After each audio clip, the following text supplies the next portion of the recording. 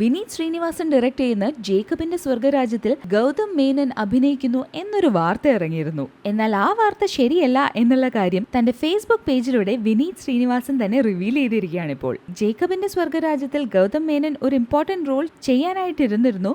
പക്ഷേ ചെന്നൈ ഫ്ലഡ്സ് കാരണം അദ്ദേഹത്തിന് ഷൂട്ടിൽ ജോയിൻ ചെയ്യാൻ സാധിച്ചില്ല എന്നാണ് വിനീത് പറഞ്ഞത്. ജേക്കബിന്റെ സ്വർഗരാജ്യത്തിന്റെ ഷൂട്ട് ദുബായിൽ സ്റ്റാർട്ട് ചെയ്ത അതേ സമയത്ത് തന്നെയാണ് ചെന്നൈ എയർപോർട്ട് ഷട്ട് ഡൗൺ ചെയ്തത് ഫ്ലഡ് കാരണം. അതുകൊണ്ട് തന്നെ ഗൗതം മേനന് ദുബായിൽ എത്താൻ സാധിച്ചതുമില്ല. ഈ സിനിമയുടെ റീസ്കെഡ്യൂളിംഗ് അസാധ്യമായതുകൊണ്ട് തന്നെ ഗൗതം മേനൻ ഈ ഫിലിമിൽ നിന്നും ബാക്ക് ഔട്ട് ചെയ്യുകയായിരുന്നു. ഗൗതം മേനന് പകരമായിട്ട് ഒരു ഡെബ്യൂട്ടന്റ് ആക്ടറിനെയാണ് വിനീത് ശ്രീനിവാസൻ ഈ സിനിമയിൽ ഇൻട്രൊഡ്യൂസ് ചെയ്തിരിക്കുന്നത്. എന്തായാലും ഗൗതം മേനനെ അഭിനയിപ്പിക്കാൻ സാധിക്കാത്തതിൽ വിനീത് അല്പം ഡിസപ്പോയിന്റഡ് ആണ് കേട്ടോ.